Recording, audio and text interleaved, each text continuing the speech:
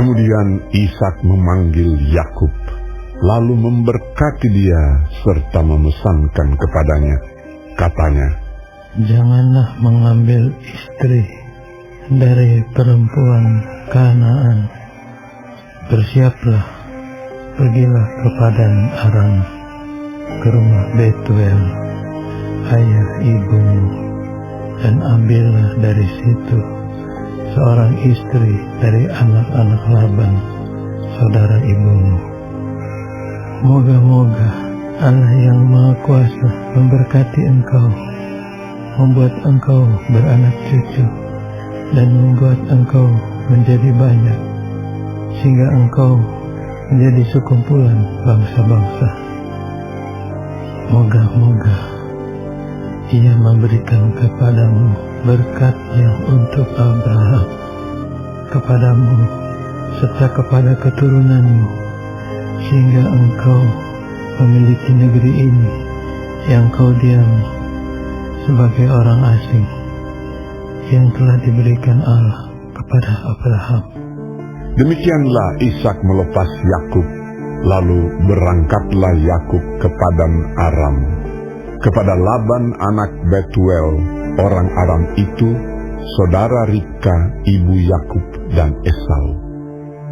Ketika Esau melihat bahwa Ishak telah memberkati Yakub dan melepasnya ke Padan Aram untuk mengambil istri dari situ, pada waktu ia memberkatinya, ia telah memesankan kepada Yakub, "Janganlah ambil istri dari antara perempuan Kanaan."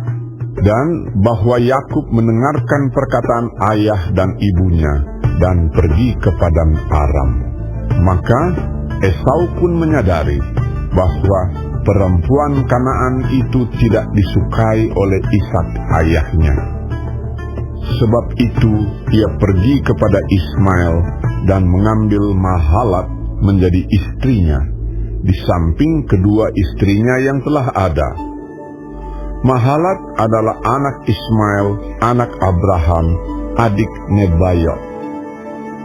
Maka Yakub berangkat dari Beersheba dan pergi ke Haran. Ia sampai di suatu tempat dan bermalam di situ karena matahari telah terbenam. Ia mengambil sebuah batu yang terletak di tempat itu dan dipakainya sebagai alas kepala, lalu membaringkan dirinya di tempat itu. Maka bermimpilah ia. Di bumi ada didirikan sebuah tangga yang ujungnya sampai di langit, dan tampaklah malaikat-malaikat Allah turun naik di tangga itu.